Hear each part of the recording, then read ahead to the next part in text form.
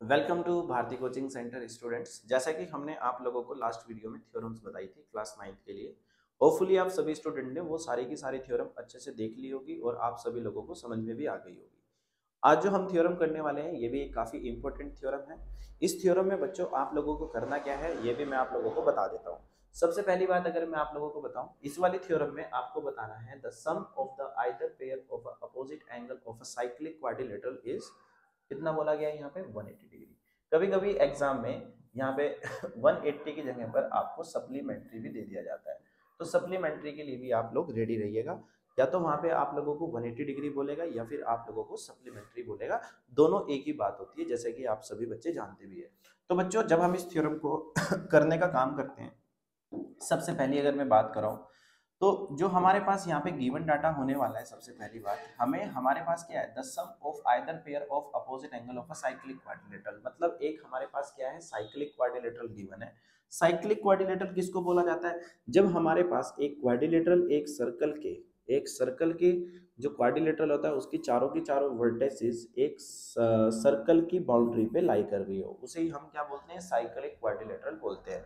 दूसरी बात, हमारे पास गिवन क्या है, हमारे पास हम ऐसा बोल सकते हैं कि जो ए बी सी डी है हमारे पास, ये क्या गिवन है, ए बी सी डी एक हमारे पास साइक्लिक क्वाड्रिलेटरल गिवन है। ये बात आपको समझ में आ गई होगी। अब बच्चों यहाँ से हमें क्या प्रूफ करना है, दूसरी बात हमें बताना था क्या, either pair of opposite angle. Opposite मतलब आप सब लोग जानते हैं, मतलब सामने सामने वाले एंगल। जैसे एंगल सी है ऐसे एंगल ए है, ऐसे एंगल बी है ऐसे एंगल क्या है, डी है। तो हमें जो प्रूफ करके दिखाना है यहाँ पे ऐसे बोल सकते हैं क्या, angle B plus angle D is equal to 180 degree. इसी तरीके से आपको बताना है एंगल ए प्लस के angle C is equal to 180 degree. सबसे पहले आप अपने एग्जाम में जाके डायग्राम कंस्ट्रक्ट कर लेना, आप अपने अकॉर्डिंग नंबरिंग कर सकते हैं जैसे मैंने करी हुई है। ठीक है बच्चों। अब दूसरी बात हम क्या करते हैं यहाँ पे, कंस्ट्रक्शन का। अब बच्चों कंस्ट्रक्शन की जरूरत हमें यहाँ पे पड़ेगी, तो जब हम इसकी कंस्ट्रक्शन करेंगे तो हम क्या करेंगे, इसमें ज्वाइन कर लेंगे किसको, ज्वाइन एसी को और ज्वाइन बीडी। तो आप यहाँ पे लिख लीजिएगा join AC and join BD. ये आप सभी बच्चों को बात समझ में आ गई होगी कंस्ट्रक्शन की भी। अब बच्चों बात करते हैं इसका प्रूफ कैसे करा जाए। तो मैं आपको प्रूफ करने के लिए बता देता हूँ आपको प्रूफ कैसे करना है। तो हमारे पास जब हम कंस्ट्रक्शन के बाद जब हम नेक्स्ट स्टेप पे आते हैं, प्रूफ वाले स्टेप पे, आपको करना क्या है। अब बच्चों एक बात बताना, जो एंगल 3 है हमारे पास, क्या वो एंगल 4 के इक्वल होगा। हाँ भाई ये बात समझ में आती है। क्या हमारे पास एंगल 1 जो है वो एंगल 2 के इक्वल होगा, क्या ये वाली बात समझ में आती है, एंगल 2 के इक्वल होता है। जो बच्चों इससे पहले थ्योरम नहीं देखे उनको ये वाली बात शायद समझ में भी नहीं आ रही होगी, पर बच्चों मैं आपको एक बात बता देता हूँ। जब आप एंगल 3 इक्वल टू 4 ले रहे हैं या फिर एंगल 1 इक्वल टू 2 ले रहे हैं, तो जब आप एंगल 1 इक्वल टू 2 जब आप इक्वल कर रहे हैं तो कोड आपको क्या ले लेना है, कोड क्या रहेगा, जब आप एंगल 1 इक्वल टू 2 कर रहे हैं, मतलब ये वाला एंगल, थोड़ा सा ध्यान से देखिएगा बच्चों, एंगल 1 जो है 2 के इक्वल हो जाएगा, तो ये इस वाले कोड के ऊपर बन रहे हैं। देखिएगा सभी लोग ध्यान से यहाँ पे, मतलब ये वाली जो एंगल 1 है ये एंगल 2 के इक्वल कैसे बन रहे हैं, क्योंकि जो हमारे पास क्या है, कोड ए बी है। कोड हमारे पास क्या है यहाँ पे, एंगल सबटेंडेड बाय द कोड ए बी। बच्चों ए बी से जब कोई भी एंगल बनते हैं वो क्या होते हैं, इक्वल होते हैं। ये हमने पहले थ्योरम में पढ़ने का काम किया है। अब बच्चों ऐसे ही आप आएंगे हमारे पास, ये इसमें लिखेगा कोड ए बी, जब आप एंगल ए बी करोगे तो कोड ए बी यहाँ पे आएगा। अब बात करते हैं एंगल 3 इक्वल टू 4 की।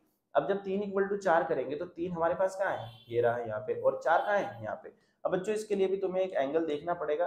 3 इक्वल टू 4 के लिए मतलब ऐसे बनेगा, ये ऐसे बनेगा नहीं बनेगा, इधर से थोड़ा सा ध्यान से देखिएगा, ये वाला एंगल बनेगा और दूसरा ये वाला एंगल बनेगा।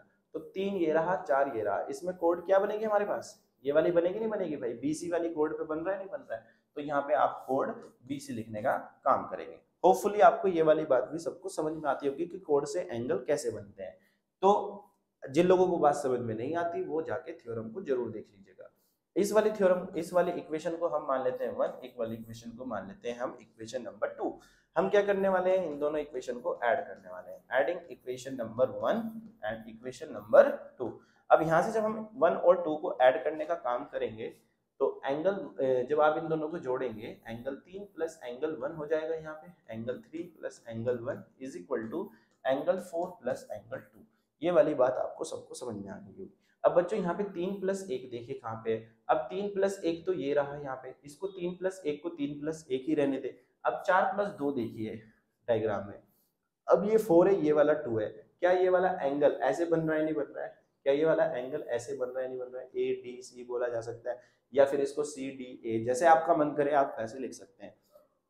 तो सपोज करो आप क्या करना चाह रहे हैं कि भाई हम इसको इस तरीके से लिख ले रहे हैं यहाँ पे, एंगल ए डी सी, इसको A D C, angle 3 plus angle 1, जो ए डी सी है सपोज करो इस पूरे ए डी सी को मैं कितना मान लेता हूँ, एंगल 5 मान लेता हूँ। सपोज करो I am assuming angle A D C is equal to angle 5, जो एंगल 5 है ये एंगल 4 प्लस एंगल 2 के इक्वल है। ये वाली बात आपको समझ में आती होगी।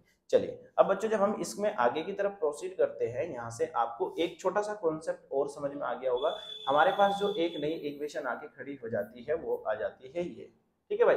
अब हम क्या करेंगे इसमें आगे के लिए जब प्रोसीड करेंगे स्टूडेंट्स, तो आपको करना क्या है, यहाँ पे हमारे पास इस वाले ट्राइंगल में देखिएगा, इस वाले ट्राइंगल में, ये ट्राइंगल कौन सा है, इन ट्राइंगल एबीसी। मैं क्या बता रहा हूँ, इन ट्राइंगल एबीसी। थोड़ा सा देखिएगा यहाँ पे, इन ट्राइंगल एबीसी में जब हम आएंगे, आप सब लोग जानते हैं इसमें angle 1 plus angle 3 plus angle 6 कितना आता है, 180 डिग्री आता है। अब बच्चों ये तो हमें पता है कि कौन सी प्रॉपर्टी लगी यहाँ पर, एंगल सम प्रॉपर्टी लगी। अब बच्चों हमारे पास क्या है, 3 प्लस 1 ही है, 3 प्लस 1 है, और एंगल एडीसी को मैं कितना बोल चुका हूँ, एंगल 5 बोल चुका हूँ, और ये एंगल 3 प्लस 1 बोल चुका हूँ। अगर तुम इन दोनों तरफ, इस वाली तरफ भी और इस वाली साइड भी, इस वाली साइड भी और इस वाली साइड भी कितना प्लस कर दे, ये 6 मेरे को परेशान कर रहा है, तो मैं क्या करता हूँ इसमें एंगल 6 ऐड कर देता हूँ दोनों तरफ। तो हम यहाँ पे एक स्टेप बना लेंगे, adding 6 on both side, 6 on both side. इसका एक फायदा तुम्हें होने वाला है, क्या फायदा होने वाला है वो भी देखना। अगर तुम इसके इन दोनों तरफ 6 ऐड कर दोगे, इसमें कोई फर्क तो नहीं पड़ेगा, ये तो बात कंफर्म होगी। अब अगर तुम ये 6 पूरे की पूरी वैल्यू देखी जाए, एंगल 3 प्लस 1 प्लस 6, अब यहाँ पे देखिए 3 प्लस एंगल 1 प्लस 6 को हम कितना लिख सकते हैं, we can write it as angle 5 plus 6, लिख सकते हैं नहीं लिख सकते हैं, angle 5 plus 6 is equal to कितना आ गया, 180 डिग्री आ गया। अब एंगल 5 प्लस 6 बच्चों डायग्राम की मदद से मैं आप लोगों को दिखाने की कोशिश करूंगा, 5 प्लस 6 हमारे पास कितना आ गया, 180 डिग्री आ गया। तो बच्चों थोड़ा सा ध्यान से देखिएगा, 5 प्लस 6, ये वाला एंगल कितना है, 5 है, और ये वाला कितना है, 6 है। तो हम बोल सकते हैं कि एंगल बी प्लस डी, जो एंगल बी प्लस डी था, ये हमारे पास कितना आ चुका है, 180 डिग्री आ चुका है। अब बचता है हमारे पास क्या, एंगल ए प्लस सी, कितना बचा है, एंगल ए प्लस सी। अब बच्चों ये भी बहुत सिंपल हो चुका है तुम्हारे लिए, अगर तुम्हें इतनी बात समझ में आती है तो इसको भी मैं तुम्हें करना सिखा देता हूँ। तो यहाँ पे इस चीज को तो आप कितना लिख देंगे, angle B plus angle D is equal to कितना आ गया, 180 डिग्री। एक स्टेप हमारा हो गया। अगर हम दूसरे वाले स्टेप के लिए जाए, मतलब इस वाले के लिए, एंगल ए प्लस सी के लिए, आप सब लोग जानते हैं ये हमारे पास क्वाड्रिलेटरल है, तो in quadrilateral ABCD we can say angle A plus angle B plus angle C plus angle D is equal to कितना होता है, 360 होता है। आप सब लोग जानते हैं angle sum property of a quadrilateral, एक क्वाड्रिलेटरल का सम कितना होता है, 360 डिग्री होता है। अब बच्चों B प्लस D कितना आ गया हमारे पास, 180 डिग्री आ गया। B प्लस D हमारे पास कितना है यहाँ पे, 180 डिग्री है, and we can write it down A plus angle C same is equal to कितना, 360 डिग्री। तो angle A plus angle C is equal to 360 degree minus के 180 डिग्री हो जाएगा। तो angle A plus angle C is equal to 180 degree आ जाएगा। तो इसी तरीके से आप क्या कर सकते हैं, साइक्लिक क्वाड्रिलेटरल की थ्योरम को प्रूव कर सकते हैं। होपफुली आपको ये पूरी थ्योरम समझ में आई होगी, और अगर फिर भी आप लोगों को कोई क्वेरी रहती है, कोई भी डाउट रहता है, तो आप मेरे से कमेंट करके भी पूछ सकते हैं। आपने जिन बच्चों ने थ्योरम पुराने वाली नहीं देखी, यानी इससे पिछले वाली थ्योरम नहीं देखी है, वो क्लास 9th की प्लेलिस्ट में जाके थ्योरम को देख सकते हैं। होपफुली आपको सभी चीजें क्लियर हो गई होगी। Thank you for watching, have a nice day.